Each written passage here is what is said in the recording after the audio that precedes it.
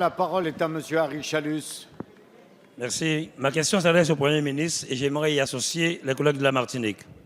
Monsieur le Premier ministre, vendredi dernier, un séisme de magnitude 5,8 a été ressenti en Guadeloupe et en Martinique. Il était 15h54, soit 20 minutes après la sortie des classes. D'ailleurs, l'école de Rivière-les-Arts de Gros-Morne en Martinique est depuis fermée suite à la chute de nombreuses plaques de béton. La principale cause de blessures ou morts en cas de séisme est due à l'effondrement des infrastructures. En 2007, le gouvernement a mis en place un plan séisme Antilles pour le confortement et la reconstruction de bâtiments publics vulnérables au séisme et singulièrement nos écoles primaires et maternelles. L'objectif était de 100 écoles terminées pour un montant estimé à 97 millions.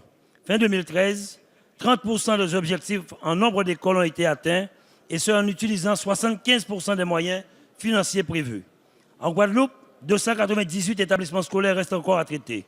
Près de 70% d'entre eux présentent une vulnérabilité très forte au extrême au séisme. Les travaux restant effectués sont très importants et le plan séisme 2 lancé l'année dernière ne semble pas couvrir les besoins d'ores et déjà identifiés. Nos collectivités s'inscrivent avec détermination dans la prospective et l'anticipation des impacts de ces phénomènes. Nous sommes d'ores et déjà engagés techniquement et financièrement.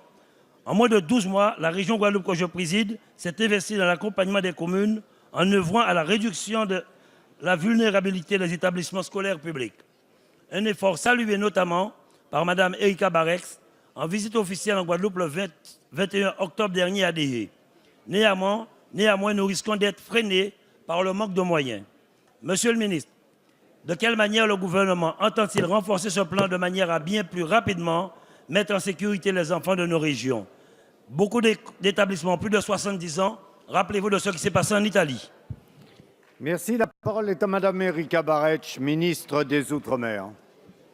Merci, Monsieur le Président. Mesdames et Messieurs les députés, Monsieur le député Chalus, vous le savez, nous sommes parfaitement conscients du risque sismique dans les Antilles et nous suivons la situation avec la plus grande attention. Et c'est pourquoi le Président de la République a relancé le plan séisme Antilles en mai 2015. Sur la période 2016-2020, près de 450 millions d'euros seront ainsi consacrés à la reconstruction de 120 établissements scolaires, d'une quinzaine de casernes de pompiers et de près de 3000 logements sociaux.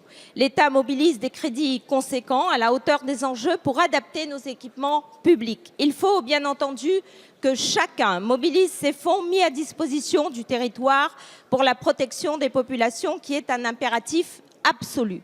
J'ai pu constater l'efficacité de notre action à l'inauguration de l'école de Zé lors de ma visite officielle en Guadeloupe, école mise aux normes parasismiques grâce à l'intervention de l'État. J'ai rencontré ce matin même les représentants de l'agence des 50 pas géométriques qui me rappelaient leur satisfaction et leur engagement à sécuriser les populations exposées aux risques majeurs. Et là aussi, nous avons un travail collectif à engranger. J'ai par ailleurs souhaité soutenir les travaux de mise aux normes parasismiques dans le cadre de la loi de finances rectificative 2016. J'ai ainsi prorogé de 5 ans le dispositif d'abattement de 30% de la taxe foncière sur les propriétés bâties. C'est un soutien décisif et même crucial pour nos 800 000 compatriotes des Antilles.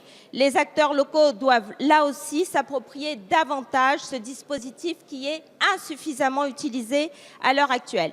Monsieur le député, vous le voyez, le gouvernement et les services de l'État se mobilisent au quotidien pour protéger les populations du risque sismique. L'adaptation des infrastructures ne suffit cependant pas et il faut développer et valoriser une véritable culture de la prévention et du risque sismique dans les Antilles. Merci. La parole est à Monsieur Didier